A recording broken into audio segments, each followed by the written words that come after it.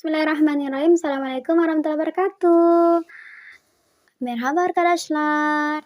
Bertemu lagi dalam pertemuan bahasa Turki. Ya, pada pertemuan kali ini kita akan membahas tentang imbuhan jamak, isyarat tunggal, isyarat jamak, isyarat tempat, dan juga imbuhan pertanyaan. Oke, tanpa membuang waktu lagi, mari kita langsung masuk ke materi yang pertama. Apa sih materi pertama? Materi yang pertama yaitu imbuhan jamak. Ya, dalam bahasa Turki, imbuhan jamak disebut dengan çoğul eki. Çoğul eki ini memiliki rumus menggunakan lar atau ler. Kapan sih kita menggunakan lar dan kapan juga kita menggunakan ler? Ya, kita langsung kembali ke rumus yang pertama atau materi yang dulu pernah kita bahas, yaitu tentang huruf vokal. Huruf vokal dalam bahasa Turki itu dibagi menjadi dua, ada yang disebut dengan kalın unluler dan juga ada yang disebut dengan ince unluler. Masih ingat nggak apa aja sih huruf-huruf kalın dan ince? Ya, mari kita mereview lagi materi kita atau ingatan kita. Apa aja sih huruf-huruf kalın unluler? Huruf-hurufnya yaitu A, E, O, U. Jadi kalau ketemu huruf vokal akhirnya yaitu A, E, O, U berarti kita menggunakan lar. Sedangkan kalau hurufnya ince unluler berarti hurufnya yaitu E, I, O, U. Kalau ketemu huruf-huruf vokal tersebut, berarti kita menggunakan ler. Nah, sekarang gimana cara kita ngerjainnya? Çoğul eki atau imbuhan jamak. Caranya yaitu, pertama adalah isim atau kata benda. Kata bendanya ditambahkan lar atau ler. Jadi, isim atau kata benda tersebut, kita lihat huruf terakhirnya. Huruf vokal terakhirnya yaitu huruf apa. Apabila huruf vokal terakhirnya termasuk dari huruf-huruf kalın, berarti kita menggunakan lar. Tapi jika huruf vokal terakhirnya yaitu huruf ince, berarti kita menggunakan ler. Kita langsung masuk ke contohnya. Contoh-contoh atau örnekler. Yang pertama ada araba. Araba dalam bahasa Indonesia berarti mobil. Jadi kalau kita mengatakan satu mobil atau mengatakan mobil berarti kita bilangnya araba. Tetapi jika kita mau mengatakan mobil-mobil atau mobilnya lebih dari satu, berarti kita masuk ke rumus imbuhan jamak atau çoğul eki. Caranya gimana? Kita lihat dari kata araba. Araba, huruf vokal terakhirnya adalah huruf A. Huruf A berarti masuk dalam rumus kalın unluler. Berarti araba ditambahkan lar menjadi arabalar yang berarti mobil-mobil. Begitu juga pada contoh yang kedua yaitu ekmek. Ekmek dalam bahasa Indonesia artinya adalah roti. Gimana cara kita ubah menjadi roti-roti atau menjadi bentuk jamak? Berarti ekmek ditambahkan ler menjadi ekmekler yang berarti roti-roti. Kenapa Kak memakai ler bukan lar? Ya, karena kata ekmek huruf vokal terakhirnya adalah huruf E. Huruf E termasuk dari rumus ince unluler. Huruf-huruf ince unluler berarti di imbuhan jamaknya menggunakan ler. Makanya menjadi ekmekler yang berarti roti-roti. Begitu juga pada contoh yang ketiga yaitu anahtar. Anahtar dalam bahasa Indonesia berarti kunci. Kita ubah menjadi bentuk jamak, anahtar ditambah lar menjadi anahtarlar yang berarti kunci-kunci. Kemudian contoh keempat ada jilet atau silet. Jilet ditambah ler menjadi jiletler yang berarti silet-silet. Dan yang kelima yaitu canta. Canta dalam bahasa Indonesia artinya adalah tas. Canta ditambahkan lar menjadi cantalar yang artinya adalah tas-tas. Oke Kak, sekarang aku mau nanya, apakah semua huruf-huruf tersebut, apakah semua kata benda itu kalau kita mau ubah menjadi bentuk jamak, caranya seperti itu aja, kita cukup tambahkan lar dan ler? Jawabannya adalah tidak. Kenapa? Karena ada pengecualian-pengecualian. Pengecualian-pengecualian dalam bahasa Turki disebut dengan istisnalar. Nah, sekarang kita akan membahas pengecualian-pengecualian tersebut. Di sini kita bagi menjadi 3 pengecualian. Pengecualian yang pertama yaitu sebagian kata benda yang datang dari bahasa asing dan masuk ke dalam bahasa Turki memiliki pengecualian tertentu. Yang pertama adalah saatler, artinya jam-jam, roller, wewenang-wewenang, harfier, huruf-huruf, hagaller, mimpi-mimpi, alkoler, alkohol-alkohol, petroler, oli-oli, semboller, simbol-simbol, kalpler, jantung-jantung, idealer, tujuan-tujuan, metaler, besi-besi. Nah, pengecualian-pengecualian tersebut harus dihafalkan karena dia tidak termasuk dalam rumus lar dan ler tersebut. Nah, pengecualian yang kedua yaitu bentuk jamak tidak berlaku jika terdapat angka bilangan pada keterangannya. Jadi, kalau misalnya ada bilangan misalnya beş kedi, 9 kalem, 9 pena, contohnya gitu. 10 araba. Jadi langsung aja kita masukin angkanya dan kita kasih kata bentuk awalnya ya, tanpa kita tambahkan lar atau lernya. Jadi kalau misalnya ada yang tulis gini, beş kediler, itu menjadi salah. Kenapa? Karena dia sudah menggunakan angka, berarti nggak perlu lagi dikasihkan lernya. Begitu juga 9 kalem ler dan juga on arabalar itu berarti salah. Dan pengecualian yang ketiga yaitu pengecualian selanjutnya kalau sudah ada kata cok. Oke, sekarang kita masuk ke materi yang kedua. Materi yang kedua yaitu isyarat tunggal. Ada 3 isyarat tunggal dalam bahasa Turki. Yang pertama ada bu, kedua ada shu, yang ketiga ada o. Apa sih perbedaannya? Kita bahas ya.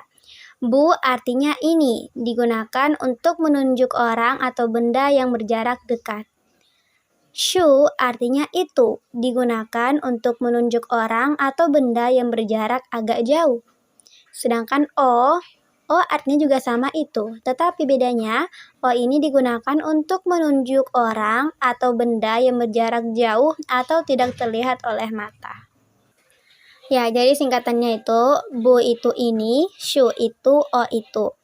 Ini adalah bentuk originalnya ya, bentuk aslinya. Nanti kalau udah bentuk jamak tuh bakal berubah lagi. Jadi perlu diingat ya bentuk originalnya atau originalnya. Bu artinya ini, itu, shu, dan o juga artinya itu. Bedanya shu itu untuk yang jaraknya jauh tapi nggak terlalu jauh, sedangkan tuh o itu jaraknya yang benar-benar jauh. Oke Kak, kita bahas contoh dong. Ya, kita bahas itu contohnya ya. Contoh-contoh atau örnekler. Nah, di sini ada percakapan. Bu ne, ini apa? Bu balon, ini balon. Şu ne, itu apa?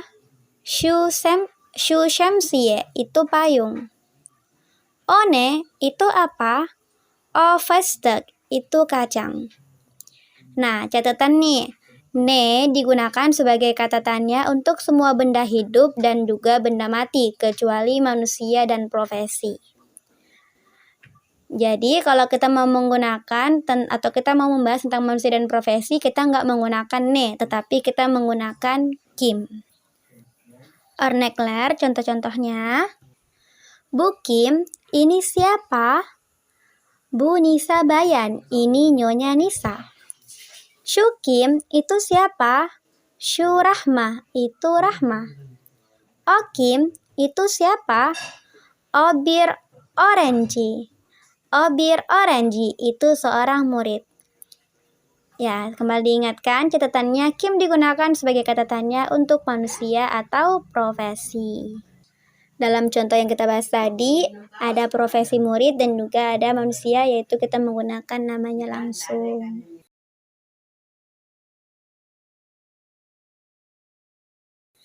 Nah, sekarang kita bahas tentang isyarat jamak. Kalau tadi di isyarat tunggal, bu artinya ini, shu artinya itu, o artinya itu untuk benda yang sangat jauh. Sekarang dalam bentuk jamak, dikatakan menjadi bunlar. Bunlar artinya ini. Shumlar artinya itu. Onlar artinya itu. Bunlar ne, ini apa atau ini semua apa. Bunlar inek, ini sapi. Bu inekler, ini sapi-sapi. Bunlar kim, ini siapa? Bunlar doktor, ini dokter. Bu doktorlar, ini dokter. Ya, kita akan bahas ornekler atau contoh-contohnya. Bunlar ne, ini semua apa? Atau ini apa? Bunlar bambu, ini semua bambu. Shunlar ne, itu semua apa? Shunlar bank, itu semua bank. Onlar ne, itu semua apa? Onlar ordek, itu semua bebek. Oke, sekarang kita bahas tentang isyarat tempat atau kata tunjuk tempat. Kalau kita mau mengatakan di sini, berarti bilangnya burase. Burase di sini, menandakan tempatnya dekat atau yaken. Shurase di sana, untuk tempat yang jaraknya jauh atau uzak. Orase di sana, untuk tempat yang sangat jauh atau çok uzak. Ada 3 kata isyarat untuk menyatakan dalam bahasa Turki. Yang sudah kita bahas tadi, burası artinya di sini digunakan untuk menyatakan tempat yang berjarak dekat. Şurası di sana digunakan untuk menyatakan tempat yang berjarak jauh. Orası di sana digunakan untuk menyatakan tempat yang berjarak sangat jauh. Nah, sekarang kita bahas tentang örnekler atau contoh-contohnya. Burası neresi? Ini di mana? Burası ev, ini di rumah. Şurası neresi? Itu di mana? Şurası Bogor, itu di Bogor. Orası neresi? Itu di mana? Orası Indonesia, itu di Indonesia. Neresi, di mana? Burası neresi? Di sini di mana? Burası Jakarta, di sini Jakarta. Şurası neresi? Di sana di mana? Şurası İzmir, di sana İzmir. Burada di sini, şurada di sana, orada di sana. Lebih ke kata benda. Kata tanya menggunakan nerede atau di mana. Örnek contoh, Ayşe nerede? Ayşe di mana? Bebek nerede? Bayi di mana? Oke, arkadaşlar, sekarang kita masuk ke materi yang terakhir, yaitu imbuhan pertanyaan. Imbuhan pertanyaan disebut juga dengan soru eki. Rumusnya apa? Rumusnya ada me, mi, mu. Me, mi, mu. Rumusnya, apabila huruf vokal a, e, berarti kita pakai me. E, i, mi, o, u, mu, e, mu. Ada beberapa jenis kalimat apabila jenis pertanyaan disebut dengan soru. Apabila kalimatnya positif disebut olumlu, negatif olumsuz. Kemudian ada değil, keterangan untuk kalimat negatif. Nah, memimumu itu artinya adalah apakah. Contohnya, contoh dari pembahasan imbuhan pertanyaan yaitu yang pertama, apakah ini pohon? Bu Acme, apakah ini pohon? Evet, bu ağaç. Ya, ini pohon. Contoh kedua, apakah ini ayam? Bu tavuk mu? Hayır, bu tavuk değil. Tidak, ini bukan ayam. Contoh ketiga, apakah itu pesawat? Şu yıldız mı? Apakah itu pesawat? Evet, şu yıldız. Ya, itu pesawat. Contoh yang terakhir adalah, apakah itu anggur? Şu üzüm mu? Tidak, itu bukan anggur. Hayır, şu üzüm değil. Oke arkadaşlar, sekian materi pertemuan bahasa Turki kita pada kesempatan kali ini. Terima kasih untuk semua perhatian dan waktunya. Saya ucapkan tasyakkur ederim. Wassalamualaikum warahmatullahi wabarakatuh.